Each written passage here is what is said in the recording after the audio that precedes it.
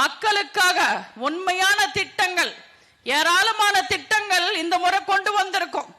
மக்களோட தேவைகள் அறிஞ்சு தெரிஞ்சு புரிஞ்சு 297 வாக்குறுதிகளை கொடுத்திருக்காரு நம்ம அண்ணன் எடப்பாடியார். அதை பார்த்து பயந்த ஸ்டாலின் சொல்றாரு இதெல்லாம் நிறைவேற்றவே முடியாதுன்னு. ஏன் நிறைவேற்ற முடியாது? நம்ம எல்லாம் இதுக்கு முன்னாடி சொன்னது அத்தனையும் செஞ்சிருக்கோம் இல்ல. அம்மா உணவகம் திறப்போன்னு அம்மா சொன்னாங்க, திறந்தாங்க. தாலிக்கு 8 கிராம் தங்கம் தருவோன்னு சொன்னாங்க, கொடுத்தாங்க.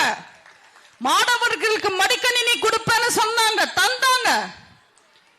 100 யூனிட் மின்சாரம் இலவசமா தரேன்னு சொன்னாங்க, கொடுத்தாங்க. கொரோனா காலத்துல 1 ரூபாய் அரசாங்கத்துக்கு வருமானம் இல்லைன்னா கூட நம்ம அண்ணன் எடப்பாடியார் அம்மாவோட திட்டங்களை நிறுத்தவே இல்லையே. மக்களுக்கு கொண்டு போய் சேர்த்தாரு. மக்களுக்கு என்ன தேவைன்னு பார்த்து செஞ்சாரு. மினி கிளினிக் திறந்தாரு, அம்மா உணவகத்தை திறந்தாரு, டாஸ்மாக் மூடினாரு. மக்களுக்காக 4 வருஷம் மக்களாட்சி நடத்தினவர் நம்ம அண்ணன் எடப்பாடியார்.